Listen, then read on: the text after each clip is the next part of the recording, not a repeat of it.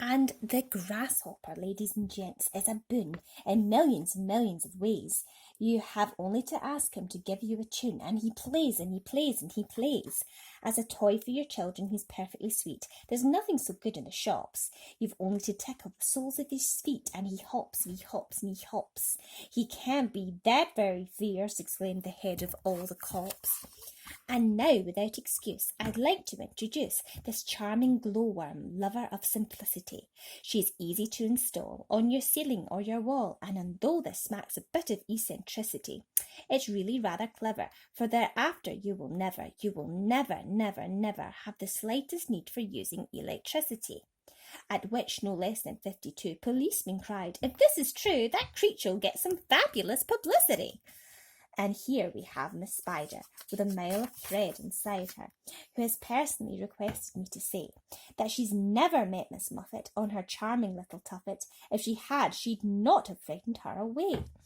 Should her look sometimes alarm you, then I don't think it would harm you to repeat at least 100 times a day, I must never kill a spider. I must only help and guide her, and invite her to the nursery to play. The police all nodded slightly, and the fireman smiled politely, and about a dozen people cried, "Hooray!" And here's my darling ladybird, so beautiful, so kind, my greatest comfort since this trip began. She has 400 children, and she's left them all behind, but they're coming on the next peach if they can.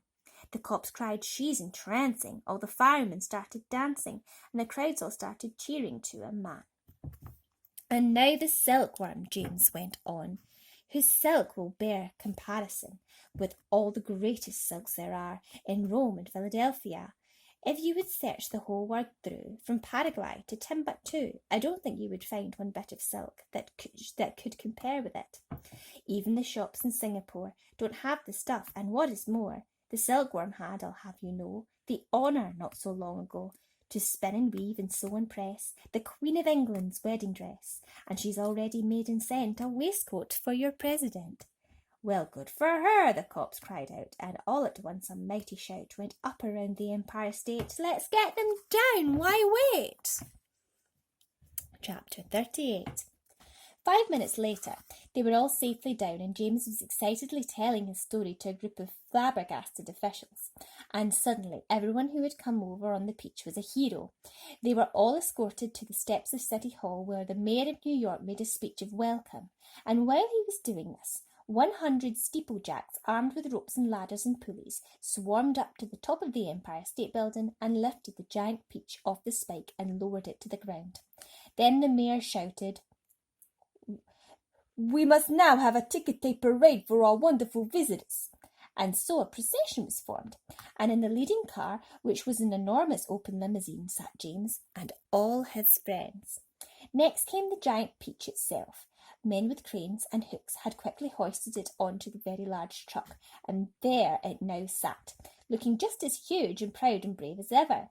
There was, of course, a bit of a hole in the bottom of it where the spike of the Empire State Building had gone, but who cared about that, or indeed about the peach juice that was dripping out of it onto the street? Behind the peach, skidding about all over the place in the peach juice, came the mayor's limousine. And behind the mayor's limousine came about 20 other limousines carrying all the important people of the city. And the crowds went wild with excitement. They lined the streets, and they leaned out of the windows of the skyscrapers, cheering and yelling and screaming and clapping and throwing out bits of white paper and ticker tape. And James and his friends stood up in the car and waved back at them as they went by. Then a rather curious thing happened. The procession was moving slowly along Fifth Avenue when suddenly a little girl in a red dress ran out from the crowd and shouted, "Oh, James, could I please have just a tiny taste of your marvellous peach?" "Help yourself," James shouted back. "Eat all you want. It won't keep forever anyway." No sooner had he said this than about 50 other children exploded out of the crowd and came running onto the street. "Can we have some too?" they cried. "Of course you can," James answered. "Everyone can have some." And children jumped up to the truck and swarmed like ants all over the giant peach, eating and eating to their heart's content. And as the news of what was happening spread quickly from street to street, more and more boys and girls came running from all directions to join the feast. Soon there was a trail of children a mile long chasing after the peaches that proceeded up Fifth Avenue. Really, it was a fantastic sight.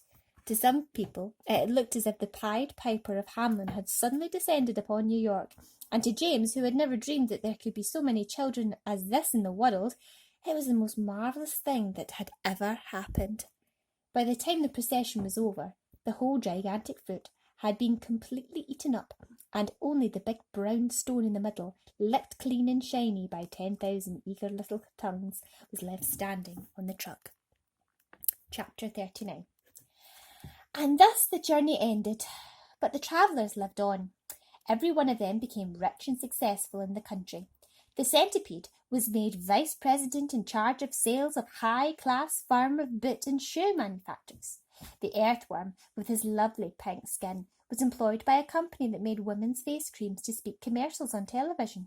The silkworm and Miss Spider, after they had both been taught to make nylon thread instead of silk, set up a factory together and made ropes for tightrope walkers.